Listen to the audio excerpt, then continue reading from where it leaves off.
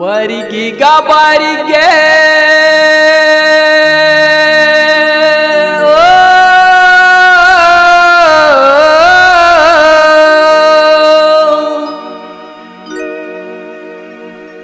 बरगी का बरगे ज्योति बरगी का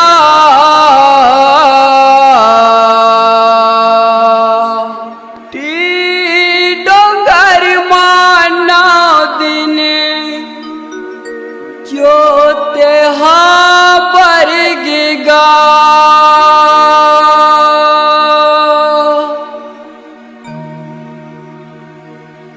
बरगेगा बरगे ज्योति बरगेगा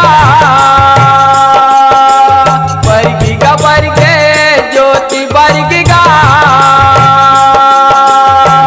की डोंगर माना दिन ज्योति बरगेगा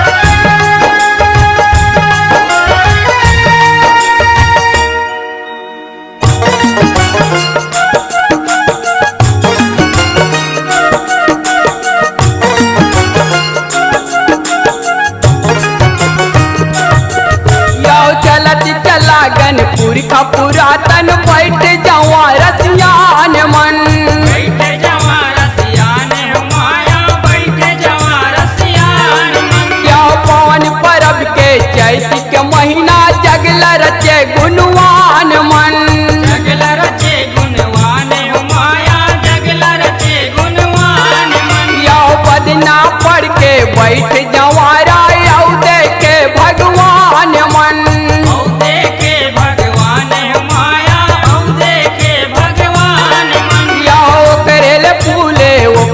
फरते पूर्णाए संतान मन पूर्णाए संतान माया पूर्णाए संतान मन बरगेगा बरगे हो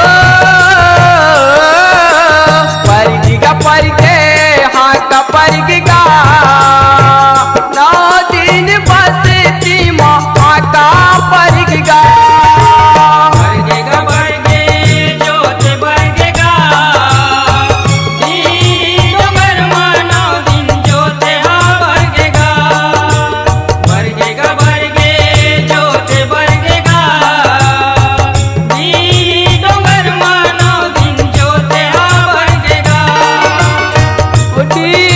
डोंगर माना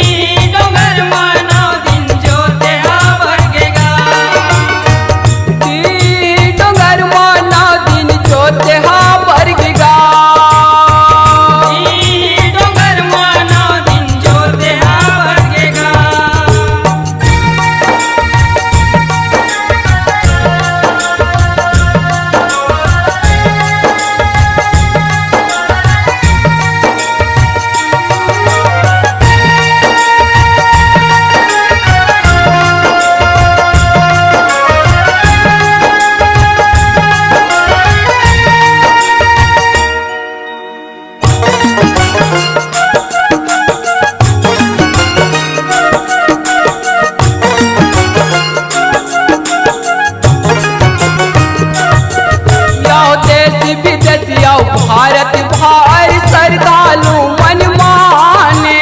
श्रद्धालु मन माने हो माया श्रद्धालु मन माने। यो जैन जन्माते ये दुनिया माँ देवी देवतल जाने। देवी देवतल जाने हो माया देवी देवतल जाने। यो त्रिशूल बाना भाला गड़े है शीतला के स्थाने। शीतला के स्थाने हो माया शीतला के स्थाने। यो बीते पुरखल मानत आए चुरमिल लाई कसियाने। जुर्मिल लई कसियाने हो माया जुर्मिल लई कसियाने। तरगी गतर गे हो तरगी गतर गे राधि तरगी गा ना बरी हमारी हाबी तन्हा सर्ग गा। बरगेगा बरगे जोते बरगेगा दी डोंगर माना दिन जोते हा बरगेगा। बरगेगा बरगे जोते बरगेगा दी डोंगर माना दिन जोते हा बरगेगा। ई डोंगर माना दिन जोते हा बरग गा। दी डोंगर माना दिन जोते हा बरगेगा। बरगी गा बरगे ज्योति बरगी गा। बरगी गा बरगे ज्योति बरगी